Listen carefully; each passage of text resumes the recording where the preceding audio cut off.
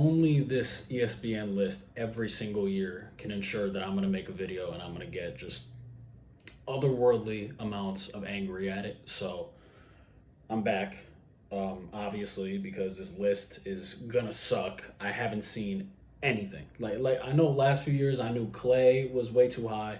Zion was at like 19. This year I haven't seen anything. I don't know how egregious it is, but we're going to get very, very, very angry at this. Stevie breaking the top 100, baby. Look at that. He kind of fell, though.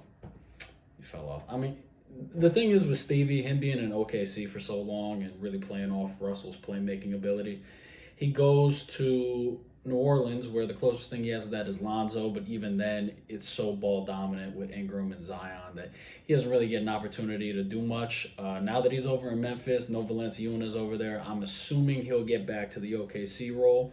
And plus, he plans to expand as a shooter. So if he can, add a jump shot or, at least a mid-range to his game, I think he becomes way more dangerous, especially because not a lot of bigs have that size. Jalen Green, 96. So the first rookie on this list is the man in a big body Benz, and he's not dusty.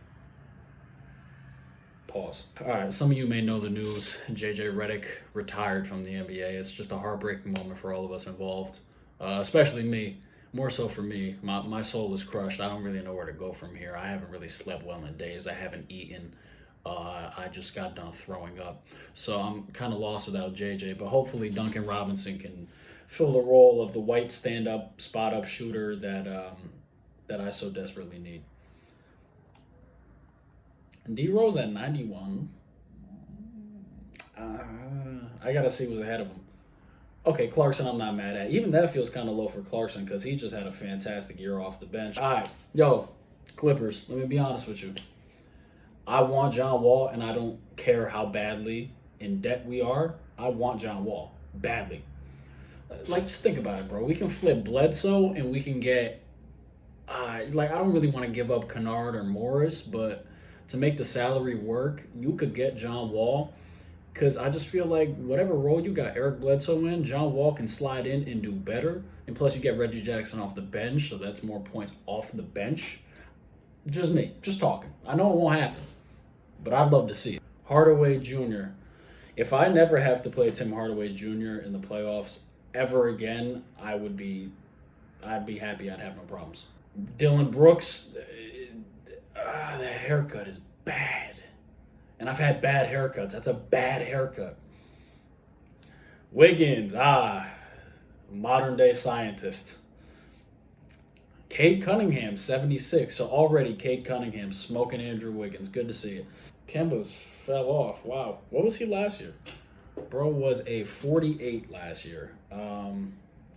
Yeah, I mean, his explosiveness still looks to be the same, but his shot-making ability and shot creation ability is just not there. He hasn't really been able to create separation. That is an issue. But him playing in New York and bouncing off a lot of different threats, not having Julius Randle to bounce shots off of, that could benefit him. All right, hold up. So it's Bogdan Bogdanovich and it's Bogdan Bogdanovich. Are they related? They need to be brothers, and if they're not, I'm going to be pissed. Gordon Hayward, 50. Why is he? Damn. John Collins at 54. Bro wanted a max, and I wouldn't give him the max. Just because I feel like that team is so contingent on Trae Young and his playmaking abilities that if you take Trae away, and you did in a couple of those games, John Collins didn't really stand out. He didn't really show he was a max player. And in the playoffs, that is exactly when you need him to be a max player, and that's exactly when you need to prove it. He didn't really do that. I don't think he creates enough shots. I think he's a perfect foil next to Trae Young, and I'm glad he kind of took less money to stay there because he wasn't getting the max from anybody, let's be honest. All right, so we make our way to the top 50 now. We start off with Kristaps. Oh, Lord, how the mighty have fallen. It feels like yesterday that Kristaps was the king of New York. They had a photo of him leaning on a car wearing Timbs, and everybody in New York loved him. And fast forward, and now he's not even the best European on his team. It's just shame. It's a shame. I mean, I think his play style is not good too, because he's somebody that if he went to the post and he was posting up a lot more, that's a Dirk type of role for him. This is the perfect place for him to be. I feel like the Mavs is the perfect spot for him, but his play style, the way he wants to play, doesn't line up with the way he should be playing. Because if he played down low, he could obviously space out that team a lot better. And if he wants to hang out on the perimeter and sometimes he shoots hot, sometimes he'll have 25-point games, that's fine. But you can't do that every game, especially when Luka is carrying all of the scoring and you're not really doing anything. So far, by the way, I'm not even mad at this list. I can't even front. Like, I haven't really seen anything that's gotten me genuinely upset. But once I get to the top, I'll probably find something that I'm angry about. 48, Mike Conley. Good to see him make an all-star game. Very happy. LaMelo, 47. Okay. That feels low. But I got to see who's in front of him. Toby's a beast. Okay, yeah. LaMelo's good at 40. Yo, I jinxed it. I really thought that there wasn't going to be anything to piss me off. The fuck is Michael? Yeah, what? Michael? What? Are you going to sit here with a straight face and tell me Miles Turner is better than DeMar DeRozan? Impact-wise? No. Miles Turner was hot for like 1 year. And then Brogdon came in and Sabonis came in. Sabonis killed his whole shine. I don't know. Miles Turner's a good shot blocker right now, but other than that, he doesn't offer you anything that Sabonis doesn't offer you that's any better. 42, Julius Randle. I really hope that he continues to play well, but I just have this really sinking feeling that he might just be kind of like a 1 year, he's fire, and then it's over kind of thing. I don't want that because New York obviously loves him. My father loves him. I hope Randle keeps playing well, but damn, they got Shea at 36. Wow. That is high praises. That feels kind of high for him, even though I love Shea. I'd like to see him make a leap. I think a lot of people expected that this year, but, to take Chris Paul off of that team so quickly when I think you could have had another 2-3 years to really solidify him as a leader in, by the time he leaves organization-wise, Shea has more leadership ability. You got a lot of role players who know their roles. You can maybe sign them. They could have come into their own. So OKC's probably going to have another down year this year. But Shea is going to be by far and away the best player on that team. And shout out to him for getting the bag. Former Clipper, irks me every day. 35, man. He whooped the Clippers' ass. I have nothing bad to say about DeAndre Ayton. I was talking so much shit about DeAndre Ayton until he came in and beat the living hell out of us. So I have nothing to say. De'Aaron Fox, 34, not mad at that. Levine, 33. Again, Bulls are going to be nice. Clay, 32. I still think Clay is a top 20 player if he's healthy. I think people have completely forgotten what Clay has done, but at the same time, he hasn't played in 2 years, and those are huge injuries, I think, at this point. To have him at 49 a couple years ago was really disrespectful. 32 kind of feels a little better for him now. Just based off the fact that now you add on top of that, it's an Achilles issue. The only thing that saves him is his game style. He doesn't really drive to the basket that often. He's more move off the ball and shoot. And that type of play style keeps you in the league for a long time if you know how to shoot. And obviously Klay Thompson's, in my opinion, a top 3 to 5 shooter of all time. So I'm hoping that he'll be all right. 32 seems about right, just given, I don't know what kind of physical limitations he's going to have. I don't know if he's moving as slow or slower than he was, because he wasn't the fastest player. He was never the fastest player, but let's hope that he can come back from this injury, because Clay's a likable dude. Number 30, McCollum. Not mad at it. I do think it's time for a change in scenery over there. And it's not necessarily McCollum's fault. It's not necessarily anybody's fault. I just think that group probably had a ceiling, and I think the West is so stacked up that I'm not sure how deep Portland can go, especially with this roster, because I don't think they had a lot of overturn. They lost key guys, so it's going to be tough for me to see them as real contenders.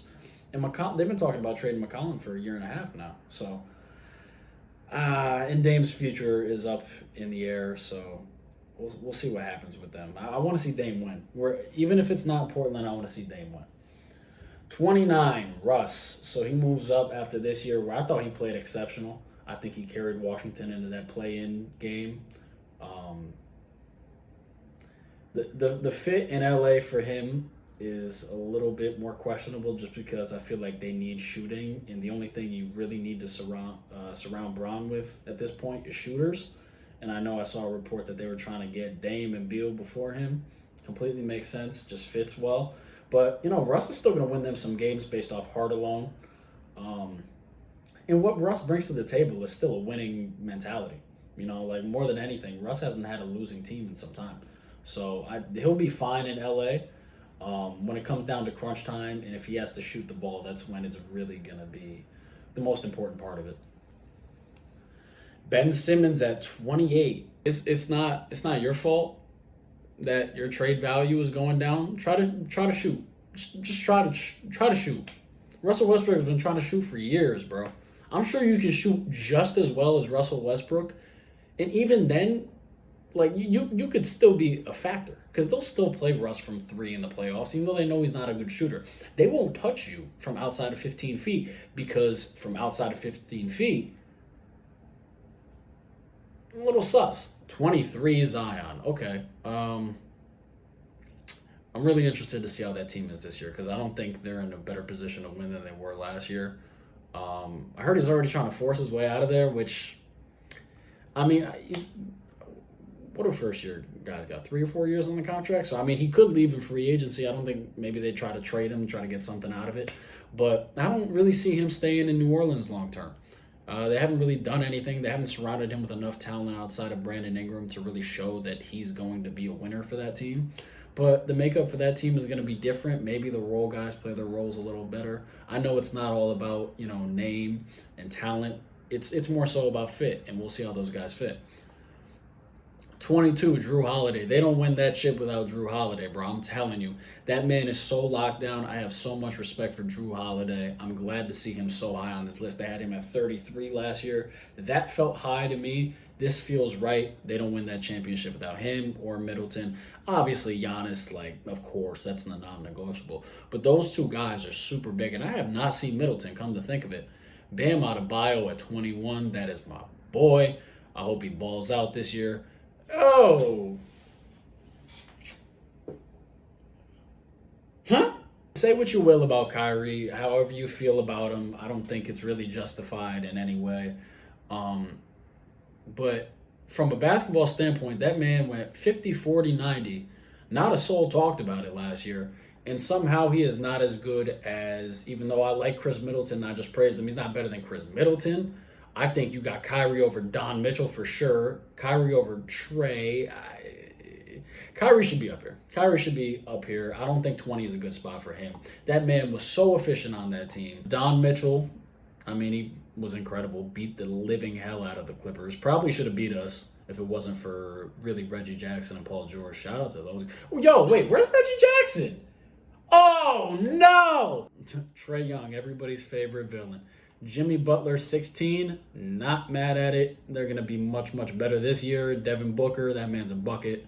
Again, chick bag, got nothing to say. JT, 14, baby. I think he takes a step up. Every single year he's been in the league, he's taken a gradual step up, and it's been, pretty good. Granted, I don't think Boston is surrounded with enough talent, and I don't think the addition of Schroeder helps them. I think it kind of holds them back in the same way Fournier held them back, where it's guys who, in my opinion, just value themselves more so than the team, because I feel like once they get the ball, they just chuck up shots that are probably ill-advised, and I don't think they're as good as they think they are. But granted, I think Tatum is obviously going to get most of the shots. Him and Jaylen Brown are going to continue to grow. It's all about building around those two. As long as you build around those two, and plus Horford off the pick and pop where they both excel at, well, there's no ceiling to what Tatum can really do. 13, CP3. As excited as I was to see the Bucks win, I really, really wanted to see CP win as well. Him obviously being the best player on that Clippers team for so many years. I do think he deserves a chance to win. I think in Phoenix they kind of brought back the same squad with a couple solid key guys off the bench. So I think they'll be back in the thick of it. Granted, they stay healthy, but if Chris Paul ends up without a ring, it's kind of sad for his career. Paul George, number 12. I'm not talking shit about Paul George anymore. He was incredible in the playoffs. He was genuinely one of the best players. Like, if you had to make a playoff team of really like the top five, like first team, second team, Paul George is probably somewhere in that first team range because some of the efficiency that he shot with, especially with Kawhi going down, I think PG kind of plays better as the main dog, and I think that team really rallied around him at that point, and he needed that. Number 11, Bradley Beal just misses out on the top 10. I'm not really mad at that. So far, this list is okay except for Kyrie. Top 10, we get into it. Here's James Harden, who had one of my favorite James Harden seasons of the year. What did I just say? James Harden had one of my favorite James Harden years of his career. It's been a minute. Number 9, AD. He was number 2 on this list last year, which was horseshit. And the only issue with him, man, is durability. He's never been durable. He was durable for one stretch, and that was the playoffs last year, and we all saw what he could do then. So if he can continue to stay healthy, obviously he's a top 10 player in this league, top 5 even. But I have reservations. I don't know how that Lakers team really goes as far as health is. You know, it almost feels like a guarantee that AD is not going to be healthy every single game of every year, which is unfortunate for somebody who is as young as him on a roster that's as old as the Lakers roster. All right, we get to top 5, man. This is going to be interesting. Let's see. So here's my prediction. So I think the top 5, obviously 5 is Curry. I'm looking at him right now. I haven't seen Luka, and I would assume the top 3 is a combination of Giannis, LeBron, and KD. So it should be really interesting to see. I would put Curry probably 4. The way I would do let me tell you my 5. All right, so my 5, obviously I see Curry right in front of me, so Curry is 5. But if I were doing it, I think I got Luka 5, Curry 4. I'm probably putting Giannis 3, KD 2, Bron at 1. You could obviously switch in Bron and KD 1, 2, because KD has a claim to be the best in the world. I'm not going to debate anybody on that because everybody knows how KD rocks. But let's see how ESPN did it. Haven't pissed me off too much with this list. Only Kyrie upset me. Number 5 is Steph. Oh, by the way, if they got Luka at like 3 or 2, I'm gonna fight somebody. I'm gonna genuinely fight somebody. All right, Steph at 5. Obviously, everybody knows who Steph is. He's a legend. Number 4 is Luka. All right, so undisputed top 3. They got that right. I'm cool with that. Number 3, LeBron. Oh, they do this every single year. LeBron doesn't win, man. Every single year LeBron doesn't win. They got some sort of dirt to throw on his name. And I mean, last year, that's a tough year. I really, genuinely, I contribute that to the bubble and the lack of time between the offseason and the beginning of the year because they had 2.5 months. Bron at 3, I have a problem putting Bron anywhere other than 1 just because you know who Bron is. 1 or 2, I feel, because I know Giannis obviously gives you everything. Man just won a championship, superstar, legend, all of that. But I feel like Bron just overall contributes and makes his teammates a little better. Number 2, they got Giannis, so that means number 1 is KD. Not mad at it. I'm not mad at it. I mean, I wouldn't have put Bron at 3, but I'm not mad at that. So far, this is the best list that ESPN has made ever. I'm actually not mad at this at all. So round of applause, man. ESPN, you didn't piss me off, man. I got respect for it. Giannis, number 2. Shout out Giannis. I haven't really given him his flowers yet. I was super pumped when he won because that's somebody who, you talk about somebody so badly. So badly. And then he goes out there and drops 50 in a series clincher to win the finals. That's legend shit. You can't replicate that if you tried. By the way, Blake Griffin, not in the top 100, huh? Just because he's a role player in Brooklyn. He's not top 100?